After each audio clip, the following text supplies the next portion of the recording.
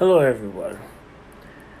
I'd like to revert back to Matthew 18:3, where it says, "Very I say unto you, unless you convert and be as little children, you will never enter into heaven." Now, this right here hit a nerve with me. Like,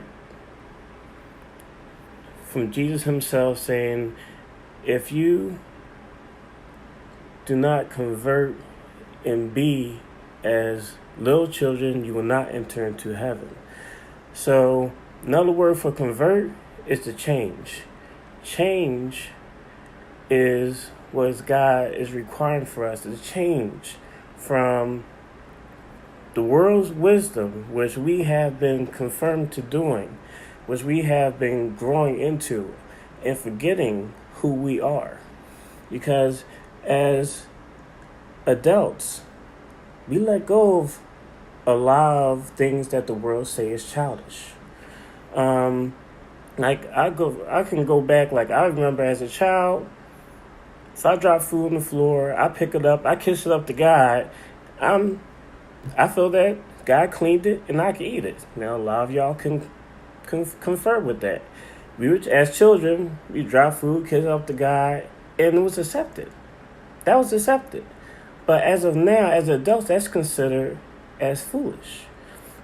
And then you have to think about what it is to be a child. What does a child bring that is accepting to God? A child is pure. A child is trustworthy. And they have the unconditional love that God gives us on a daily basis. God gives us wisdom and the ability to walk on water from day one. We believe, as children, we believe in the impossible. We believe that we was going to have mansions, we was going to have cars, we was going to be rich, we going to be an actor, basketball player, football player. We had all these high expectations, dreaming and thinking the impossible, and nobody was going to tell us otherwise. We spoke boldly on this. We spoke boldly and proudly on what we believe. And this is something that we lost because the world wisdom told us that we can't. They said, you can't be rich. They said, you can't live in the mansion. Your knowledge is not worthy enough. You don't have a college degree. Giving you all these different excuses of why you can't achieve the greatness of God. Because they want you to rely on the world and what the world has to offer instead of realizing what God has to offer. The gifts that God has already given us is going to make room for itself.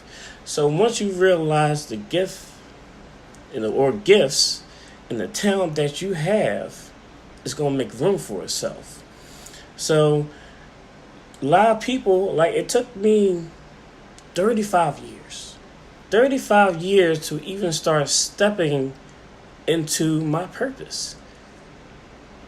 And it took me into this year before I actually realized exactly what I'm supposed to be doing. But I've asked so many people, what's your gift? What's your talent? And they can't tell me. They don't know what they're good at. They don't know what their purpose is. They just settle for what the world is saying that they're capable of. They saying you can be no better than the nursing assistant. You be no better than the trash man. You no better than the cashier. They're just saying that this is the best you can get. And we accept it and we settle for it. Instead, we need to press our reset button and go back to the beginning when we believed that the impossible was possible. Go back to when we believed that God had everything under control. We didn't stress about things.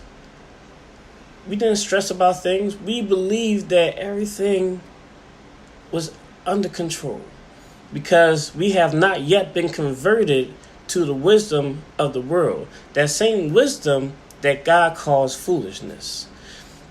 So we just forget about the foolishness of the world and start focusing on the wisdom of God. We can step forth into what we believe in. So there's different things that even happen. Like, I've been to a lot of churches in my past life, and they praise, they give thanks, they cry, they get emotional. But then at the end of the day, they remember nothing. I would ask some people, especially ones that fall down in the spirit, the ones that's praying, that saying that was a great message. I would ask them, what was the message about? And that was a 20-second question. But then to talk to the next person, and they had 20-minute conversation about the gossip that's happening around the church. So they can't receive the gospel because they're so focusing on the gossip. Forget about the gossip. Who cares about what's happening with your neighbors? Who cares what's happening in other people's life? Who cares what somebody else is eating, or what they're drinking, or what their house looks like? You're so worried about other people that you can't even hear God. You can't hear God because you're focused on things that you're not supposed to focus on. I would say, remember Peter. Peter was able to do the impossible as long as he was able to focus on God. But when he started noticing the storms around him, the only way he was able to notice these storms is when he turned away from God. That is when he started to sink in the water that God gave him permission to walk on. And you have this permission. God has already given you permission to walk on water. He's given you permission to do the impossible with the gifts that he has given you, that's going to make room for itself, but you won't focus on him. You are focused on everything else but God, and you're upset about the outcome of your life. You are so focused on your past that you wonder why you can't have a future. You can't have a future if you're allowing experiences from your past to become a present situation. If you allow your past to be a present situation, you can't focus on your future. You can't move forward looking backwards. It's behind you for a reason. That means that God had moved you out of that situation. So don't move yourself back into the situation that God just got you out of. He got you out of that situation to put you in a better situation, surrounded by better people, so you can step into the purpose that you've been destined for. This is why I was moved. I was moved for me to discover what my purpose was. I thought my purpose was acting. I believed that in everything in me, that my full purpose was acting. But when my true purpose and my true calling was to become a writer, to produce my own Christian-based films and movies, to bring people to God through the messages that he's going to instill within me to make it productive, to bring people back to him. But I wouldn't have known that if I was so close into everything that was happening in my current situation. I was so close in everybody else's production that I didn't even realize that I was supposed to be doing my own. And so many people were saying this to me. They were saying, why don't you start your own production? Why don't you start your own production? Why don't you start doing your own acting school? You have to listen to so many people start telling you the same thing, then you still need to start to listen to what's being said. So many different people was telling me the same thing. And this is how God communicates with you, to tell you that what is required from you by speaking to you through different people. And this is what's been spoken upon me. Many people were saying the same thing, and now I hear him. Now I see my purpose. Now I see the promise. and it's making room for itself. Doors are starting to open, and I'm seeing it happen, and it's going to happen this year. This year is going to be a monumental change. Things are coming. People are starting to surround me that can bring me to a higher platform, to a higher level, so I can step into the calling that I have been destined for. This is why I was born. This is why I've been destined for. I need you to stop for a minute, take a pause, and listen to the wisdom of God, and silence the voices around you. The voices that saying that you are no better than what you are. What you are is not who you are. You are more than what you are today. Step into the purpose that you've been created for. I need you to do this for yourself. Not just for yourself, but also for your family. Because when you do it for your family, the gifts that you have will benefit your children's children. You are going to create a legacy. You were not meant to come into this world and die without people knowing who you are.